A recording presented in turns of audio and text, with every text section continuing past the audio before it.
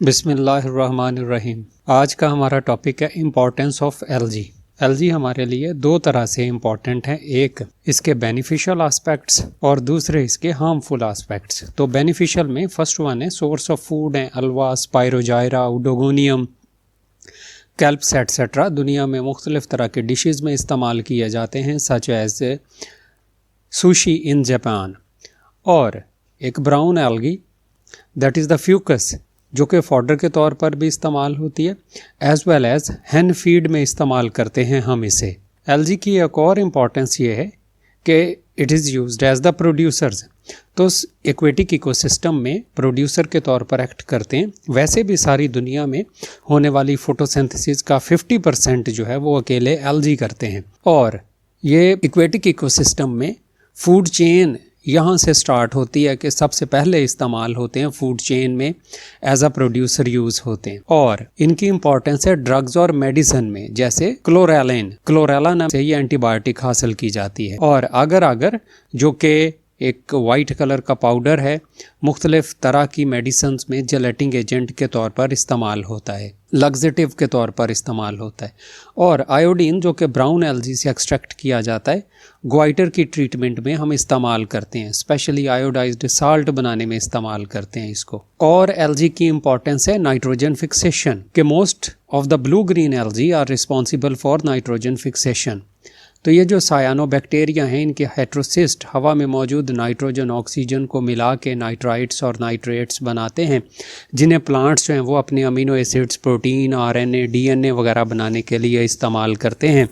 तो nitrogen fixation जो है वो भी एक इम्पॉर्टेंट एस्पेक्ट है एलजी का। फिफ्थ वन है एलजी जो है उन्हें हम यूज़ कर लेते हैं as a fertiliser, specially brown algae जो है वो एज अ फर्टिलाइज़र यूज़ किए जाते हैं। तो सॉइल में न्यूट्रिएंट्स की अवेलेबिलिटी को इंक्रीज़ करते हैं ये। सिक्स्थ वन है डायटमस अर्थ। डायटम्स पिनोलेरिया जैसे मेंबर्स जो हैं, जब वो मरते हैं तो ज़मीन में इकट्ठे होते रहते हैं, उन्हें हम कहते हैं डायटमस अर्थ।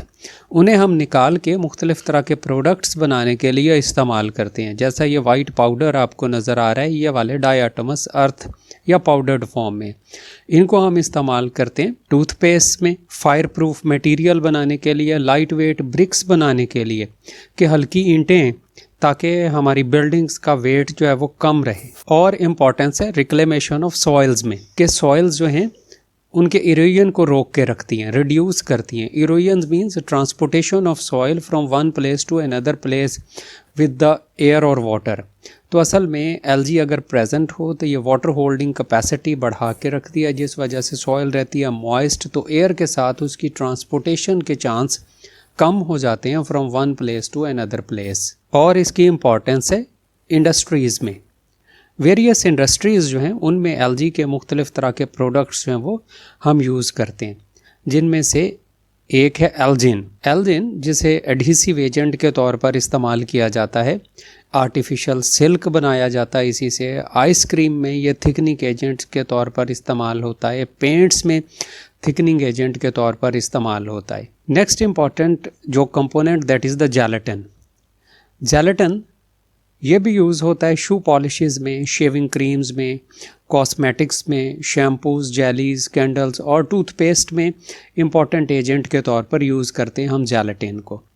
और रेड एलजी से हासिल होने वाला एक और इम्पॉर्टेंट केमिकल कंपाउंड है carrageenan also used in the cosmetics manufacturing, toothpaste, paints and pharmaceutical industries as well.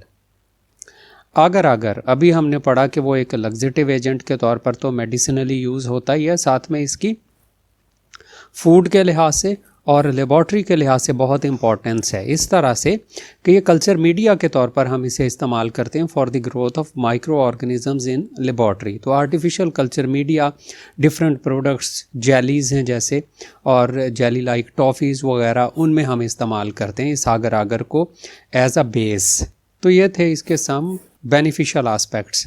Harmful effects of algae जो हैं वो कुछ प्रॉब्लमेटिक हैं हमारे लिए, जिनमें से एक है एल्गल ब्लूम बना देते हैं। ओकेजनली एलजी बहुत ज़्यादा ग्रो कर जाती है पाउंड या वाटर बॉडी के ऊपर, जिस वजह से वाटर बॉडी जो है वो ऊपर सारा ग्रीन्स कम आ जाने की वजह से लाइट पेनिट्रेट नहीं करती, तो लाइट पेनिट्रेट ना करे तो नीचे मौजूद ऑर्गेनिजम्स मर जाते हैं।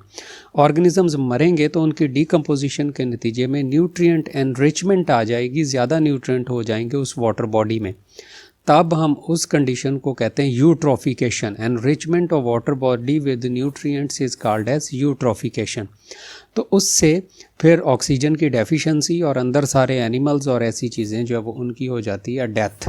तो एल्गल ब्लूम्स जो हैं वो हमारे लिए ऑर्गेनिजम्स या वाटर बॉडी की फाउल स्मेलिंग और डिग्रेडेशन का सबब बनते हैं। और इम्पॉर्टेंट आस्पेक्ट्स जो इसका हार्मफुल है वो है पॉइजनस प्रोडक्ट्स, जैसे रेड टाइड प्रोड्यूस कर देते हैं, जो कि होते हैं पॉइजनस केमिकल्स प्रोड्यूस करते हैं जिसमें एल्जी, जो फिर मुख्तलिफ तरह की डिजीज़ काज करते हैं उन एनिमल्स में अगर वो इस पानी को पी लें तो। ह्यूमन डिजीज़ मुख्तलिफ तरह की स्टमक रिलेटेड ट्रबल्स और रेस्पिरेटरी डिजीज़ जो हैं वो एल्जी काज कर सकते हैं। तो ये था हमारा एक आज का lecture about importance of algae.